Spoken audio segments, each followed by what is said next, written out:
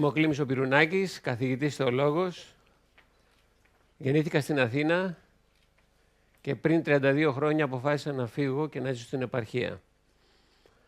Βρέθηκα στο Καπαρέλι της Βιωτίας, διευθυντής, καθηγητής και διευθυντής στο Γυμνάσιο Λύκειο Καπαρελίου.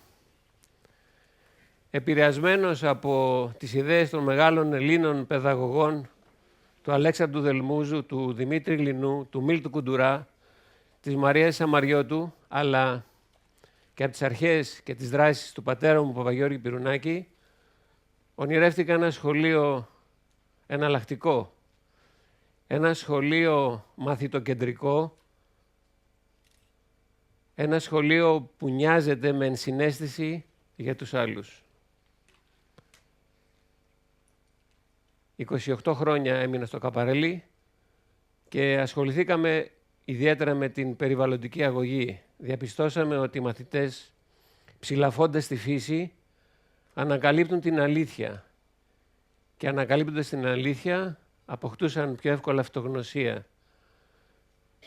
Κάναμε πειράματα στο επίπεδο της ομαδοσυνεργατικής. Δώσαμε μεγάλη σημασία στην συνεργασία μέσα από ομάδες και στην ανάπτυξη των σχέσεων στην σχέσιο-δυναμική. Είναι αρχές που πλέον τις έχει προβάλει ο μεγάλος παιδαγωγός Ηλίας Ματσαγκούρας και από διαίσθηση ακολουθώντας τις λύσαμε προβλήματα. Επιμέναμε πάντα να συγκροτούμε ομάδες και αν δεν το επέτρεπε το ορολόγιο πρόγραμμα, βρίσκαμε τρόπο να φτιάχνουμε ομάδες εκτός σχολείου. Ασχοληθήκαμε με καλλιέργειες. Καλλιεργήσαμε ζουμπούλι, γαριφαλιά, τριανταφυλλιά, με βιοκαλλιέργειες. Αγοράσαμε κολαπτήριο, εκολάψαμε αυγά πέρδικας, εκτρέψαμε τις πέρδικες και τις απελευθερώναμε επί σειρά 10 ετών. Φτιάξαμε συνεταιριστικό κηλικείο. Εκτυπώσαμε χρήμα στο σχολείο. Φτιάξαμε ορειβατική ομάδα. Ανακαλύψαμε μια βυζαντινή στέρνα στη θέση στέρνιζα στον Κιθερώνα και βαλθήκαμε να την ξεμπαζώνουμε. Ασχολήθηκαμε με τις διατροφητεύσεις, με την ανακύκλωση υλικών. Προωθήσαμε εναλλακτικούς τρόπους άθλησης. Κάναμε τοξοβολία, κάναμε αντιπτέρηση. Όλα αυτά μας έδιναν μια διαφορετική αίσθηση του σχολείου. Το σχολείο ήταν εργαστήρι πνεύματος, μια χαρούμενη συνάθρηση ανθρώπων διαφορετικών, αλλά με κοινούς στόχους και πολλαπλές δράσεις. Με χρήματα του μαθητικού συνεταιρισμού νοικιάσαμε αίθουσα στο χωριό και στήσαμε μαθητικό κέντρο. Φτιάξαμε αίθουσα εκτύπωσης φωτογραφίας, Κοντινό Θάλαμο. Αγοράσαμε ποδήλατα, φτιάξαμε ποδηλατική ομάδα. Αγοράσαμε 2 τραπέζια πινκ-πονγκ, δανειστική βιβλιοθήκη. Αγοράσαμε επαγγελματική μηχανή προβολής ταινιών, μια FEDIV μεταχειρισμένη 35 mm και κάθε 15 μέρες κάναμε προβολές κινηματογράφου. Νοικιάσαμε ένα σπίτι και το ονομάσαμε Ξενώνα Καθηγητών. Για 5 χρόνια οι καθηγητές έμεναν εκεί δωρεάν. Όλο αυτό το γεγονός μας συνέπαιρνε. Μας γέμιζε τις μέρες, τις στιγμές, τις ώρες, τα λεπτά. Η σχέση με τα παιδιά ήταν συγκινητική. Ήταν δροσερή, επικοινωνιακή. Ουσιαστικά δεν κοιμόμασταν. Συνέχεια το μυαλό μας ήταν στις δράσεις, στην ελπίδα, στην αναζήτηση, στις διεξόδους από την απαραξία. Δούλεψα ένα χρόνο ως εμψυχωτής φυλακές Χαλκίδας. Εκεί κλήθηκα να βοηθήσω 20 αγγλίστους άντρες που είχαν ήδη αποκτήσει απολυτήριο τίτλο γυμνασίου και λυκείου και πανεπιστημίου. Προσπαθούσα να βρω τρόπους να τους κάνουν να ξεχάσουν τα δεινά του εγκλισμού. Επινόησα να ασχοληθούμε με το βιβλίο του Γιώργου Γραμματικάκη, την Κόμη της Βερενίκης, για να τους δείξω την έννοια της υπέρβασης και την έννοια της αποστασιοποίησης. Αγοράσαμε 20 βιβλία, τα μοιραστήκαμε. Ο Βαγγέλης, ένας στους κρατούμενους, μελέτησε το βιβλίο, το χώρισε σε 20 ενότητες. Ο καθένας ανέλαβε μια ενότητα, τη μελέτησε και σε κάθε συνάντηση ο καθένας παρουσίαζε το κείμενο, το επεξεργασμένο και καθέτεται ερωτήσεις. Για να τους δίνω χαρούμενες νότες, επινόησα να τους φέρνω λόγια από τραγούδια, από Beatles, επειδή ήταν και κάποιες ηλικίες, Rolling Stones, Bee Gees, Simon Garfunkel, αλλά και Αγγελάκα και Κατσιμιχαίους και Πλιάτσικα. Και βάζαμε τα CD στους υπολογιστές και όλοι μαζί τραγουδάγαμε. Όλη η φυλακή απορούσε τι γίνεται σε αυτό το καταγόγι. Ήταν μια αίθουσα σκοτεινή με 2 σιδερένιες πόρτες και έναν φεγγίτι δεξιά στην πάνω γωνία. Θυμάμαι τον Παύλο που μου είπε, δάσκαλε, μαζί σου τραπετεύω. Θυμάμαι τον Γιώργο που κάθε φορά που με έβλεπε μου έλεγε καλώς την άνοιξη. Αυτά έλεγα και σε κάποιους φίλους ότι είναι τα πιο βαριά γαλόνια στις υπομοίδες μου. Αφού τέλειωσε η μελέτη, πήραμε τηλέφωνο τον Γιώργο τον Γραμματικάκη, ήρθε στη φυλακή, μεγάλο γεγονός. Έγινε η παρουσίαση του βιβλίου, απάντησε σε ερωτήσεις. Συγκινημένος ο Γραμματικάκης μας είπε ότι έχω διδάξει σε πολλά πανεπιστήμια, σε πολλά αμφιθέατρα, αυτά τα μάτια, αυτά τα χαμόγελα και αυτή τη διάθεση για ζωή δεν τη συνάντησα πουθενά. 4 χρόνια δούλεψα στις φυλακές Χαλκίδας. Κλήθηκα να διευθύνω το σχολείο δεύτερης ευκαιρίας. Το κατάστημα κράτης αυτό είναι για τις γυναίκες. Είναι η μόνη γυναικεία φυλακή στην Ελλάδα. Είναι τυχερή αυτή η φυλακή γιατί στήθηκε πάνω στο παλιό τυπογραφείο των Ιαχωβάδων, σε μια εγκατάσταση που είχε αγοράσει κάποτε ο Υπουργός Δικαιοσύνης. Βρήκαμε τρόπους να ανακαλούμε, να προσελκύουμε τις μαθήτριες, να τις ανασύρουμε, όπως λέγαμε, από τα κελιά τους. Αξιοποίησαμε τα κίνητρα. Απ' τη μια ο ευεργετικός υπολογισμός ημερομισθείων, που σημαίνει ότι όποιος ερχόταν σχολείο έπαιρνε μεροκάματο και με το μεροκάματο γλίτωνε μια μέρα φυλακή. Το άλλο μεγάλο κίνητρο ήταν η βεβαίωση σπουδών, που όταν την προσκόμιζαν στο δικαστήριο, σε συντριπτική πλειοψηφία οι δικαστές μείωναν την ποινή τους. Το τρίτο κίνητρο ήταν η συμμετοχή στα δρόμενα, που μεταδιδόντουσαν από στόμα σε στόμα και από ματιά σε ματιά. Και εκεί δουλέψαμε με ομάδες, ομαδοσυνεργατικά, σχεσιοδυναμικά. Φτιάξαμε θεατρική ομάδα. Φτιάξαμε χειροτεχνίες. Κατοχυρώσαμε σχολικό κήπο.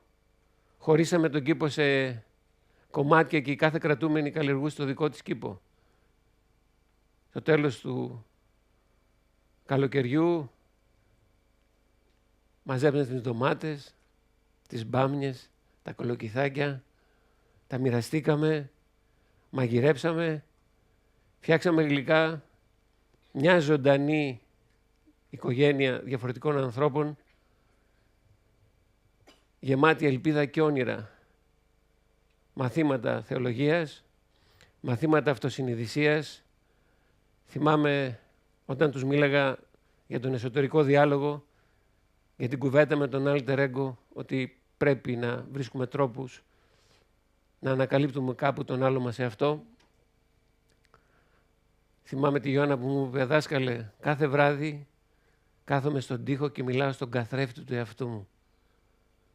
Του δίνω υποσχέσεις ότι δεν θα ξανακάνω λάθη. Ότι θα βγω και θα ξαναγυρίσω. Βγήκε, έφτιαξε τη ζωή της, παντρεύτηκε, έχει κάνει παιδιά, τέλειωσε το σχολείο. Καλέσαμε τα σχολεία της περιοχής να μας επισκεφθούν. Όχι με άδεια χέρια, αλλά με μουσικά όργανα. Στήσαμε γιορτές. Κάναμε μαθήματα αυτοεπιμόρφωσης. Οργανώσαμε ημερίδες και σεμινάρια. Μας βοήθησε το Ίδρυμα Λασκαρίδη και φτιάξαμε λέσχη ανάγνωσης. Επώνυμοι συγγραφείς μας έστελναν τα βιβλία αναδεκάδες, τα μελετούσαν οι κρατούμενοι, ερχόντουσαν οι συγγραφείς στη φυλακή κάναν την παρουσίαση, την κουβέντα, την επεξήγηση, την επικοινωνία. Η Μάρο Ιδούκα, η Λένα Ιδιβάνη, ο Γιάννης ο Ξανθούλης. Τη δεύτερη φορά ξανάρθε ο Ξανθούλης και έδειξε την ταινία «Το Ταγκό των Χριστουγέννων». Ήταν πάρα πολύ ωραία όλη η δράση αυτή. Συνέχεια επινοούσαμε καινούρια πράγματα. Το σχολείο δεύτερης ευκαιρίας δεν έχει βιβλία. Στηρίζεται στο λόγο και στη γραφή. Ο δάσκαλος είναι υποχρεωμένος κάθε μέρα να επινοεί το μάθημα της επόμενης. Τις πληροφορίες θα την πάρει από την τράπεζα πληροφοριών του σχολείου, από το διαδίκτυο, από τον ημερήσιο τύπο. Αυτό το μοντέλο δουλειάς έχει πάντα το ανέλπιστο, έχει πάντα το ελπιδοφόρο, έχει πάντα το ανακαινιστικό, έχει πάντα το διαφορετικό. Αυτή η διαφορετικότητα μας έδινε τη δυνατότητα να επικοινωνούμε και μέσα στη φυλακή να φτιάχνουμε τέτοιες σχέσεις που πραγματικά οδηγούν σε λύσεις. Πέρα από το γυμνάσιο, το σχολείο δεύτερης ευκαιρίας, επινοήσαμε να στήσουμε δημοτικό. Δασκάλους δεν είχαμε. Βαπτίσαμε 3 κρατούμενες δασκάλους, την Τέζη, τη Σοφία και τη Στέλλα. Κάναμε όλη τη χρονιά μαθήματα ελληνικής γλώσσας, μαθηματικά, ιστορία και λίγο γεωγραφία. Έδωσαν εξετάσεις 5 από αυτές και πέρασαν, απέκτησαν ένα πολιτήριο τίτλο και γράφτηκαν φέτος στο σχολείο. Φέτος για καλή μας τύχη διορίστηκε με απόσπαση μια δασκάλα, ξεκίνησε κανονικά το δημοτικό σχολείο. Αξιοποιούμε τον νόμο κατηδίαν διδαχθέντες για τους κρατούμενους που έχουν αποκτήσει απολυτήριο τίτλο γυμνασίου. Εγγράψαμε τις μαθήτρες στο σχολείο, στο 3ο Λύκειο Θήβας, στο κοντινότερο Λύκειο, και τους κάναμε μαθήματα ενισχυτικής δασκαλίας, καθηγητές του σχολείου και άλλοι εθελοντές, και τα αποτελέσματα είναι πραγματικά συγκινητικά. Η Μαρίνα πέρασε από τις πρώτες στη νομική σχολή. Αποφυλακίστηκε στη δεύτερη λυκείου. Την εγκαταστήσαμε στην πόλη της Θήβας, της βρήκαμε σπίτι, τη βοήθησε η Εκκλησία, ο Δήμος της εξασφάλισε εργασία, έδωσε εξετάσεις με επιτυχία, τώρα είναι στο 3ο έτος, θέλει να ξαναγυρίσει στη φυλακή ως δικηγόρος για να βοηθήσει τους αδύνατους και τους ξεχασμένους. Η Γεωργία πέρασε στο ΔΕΗ Κοζάνης, η Τίνα στο Πανεπιστήμιο Σάμου, η Λενιό Μυριβίλη, η εγγονή του Στρατή Μυριβίλη, ως αντιπρόσωπος της σχολής, έρχεται στη φυλακή και σε σφραγισμένους φακέλους δίνει τα θέματα των εξετάσεων. Το ίδιο και από το Πανεπιστήμιο Κοζάνης, ένας φωτισμένος δάσκαλος, ο κύριος Νίκλης, επανέλαβε το ίδιο. Η Ευθυμία αποφυλακίστηκε, πέρασε στην κοινωνιολογία του Ρεθύμνου, αποφυλακίστηκε και τώρα είναι φοιτήτρια στο Πανεπιστήμιο του Ρεθύμνου. Το μεγάλο μας πρόβλημα είναι ότι δεν υπάρχει πρόνοια για τους αποφυλακισμένους. Ο αποφυλακισμένος, ο άπορος αποφυλακισμένος, χωρίς ένα ευρώ στην τσέπη, το πρώτο βράδυ κοιμάται σε ένα παγκάκι, το δεύτερο κλέβει, το τρίτο παίρνει το σακούλι και μοιράζει πρέζα. Υπάρχει βέβαια η δομή της επανόδου που είναι φτιαγμένη για την επανένταξη αποφυλακισμένων, αλλά ακόμα είναι σε ένα γραφειοκρατικό σχήμα, επίπεδο, υπάρχει επιθυμία, αλλά ακόμα δεν έχουν βρεθεί τρόποι ώστε να μπορούμε έναν που είναι άπορος και αποφυλακίζεται να του βρίσκουμε τουλάχιστον για τους πρώτους 3 μήνες μια στέγη, μια στοιχειώδη απασχόληση, μια προοπτική. Από την πλευρά μας φτιάξαμε ένα δίκτυο στήριξης αποφυλακισμένων και φυλακισμένων γυναικών. Ήδη το καταστατικό μας εγκρίθηκε από το Πρωτοδικείο και έχουμε αυτή τη μεγάλη ελπίδα και όνειρο να προσπαθήσουμε στο μέτρο δυνατού, όποια κρατούμενη έχει τις δυνατότητες και επιθυμεί, να είμαστε κοντά τους. Δεν θα ξεχάσω τη Στέλλα που μου λέει, δάσκαλε, για την απληστία μας είμαστε εδώ. Τι κακό που έχουμε κάνει στον κόσμο. Πώς μπορώ να επανορθώσω. Όταν αποφυλακιστώ να έρθω και εγώ στο δίκτυο, σε περιμένουμε. Δεν ξεχάσω τα λόγια της Γαρδένιας που κάθε πρωί μου λέγε «Σε αγαπάω, δεν ξέρω γιατί σε αγαπάω». Γιατί σε αγαπάω. Μάλλον μου θυμίζει τον παππού μου. Αυτή η σχέση λοιπόν, θα λέγαμε, η θεία ερωτική που αναπτύσσει ο δάσκαλος με τους μαθητές είναι τόσο σημαντική. Χαράζει δρόμους στο μυαλό των ανθρώπων και στην ψυχή. Μεταμορφώνει τη συναισθηματική νοημοσύνη. Αξιοποιεί αυτό το μεγαλείο στον άνω θρόσκοντα, στον άνθρωπο.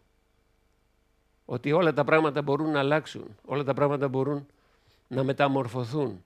Απλώς χρειάζεται θέληση.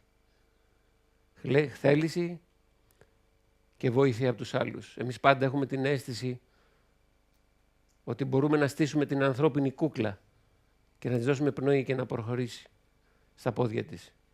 Έχουμε την αίσθηση ότι οι άνθρωποι πνίγονται και μπορούμε πολύ εύκολα να πιάσουμε το χεράκι τους και να τους φέρουμε δίπλα μου και να περπατήσουμε μαζί. Απλώς χρειάζεται πίστη σε αυτό που πραγματικά έχουμε βάλει στο σχέδιο και στο πρόγραμμά μας.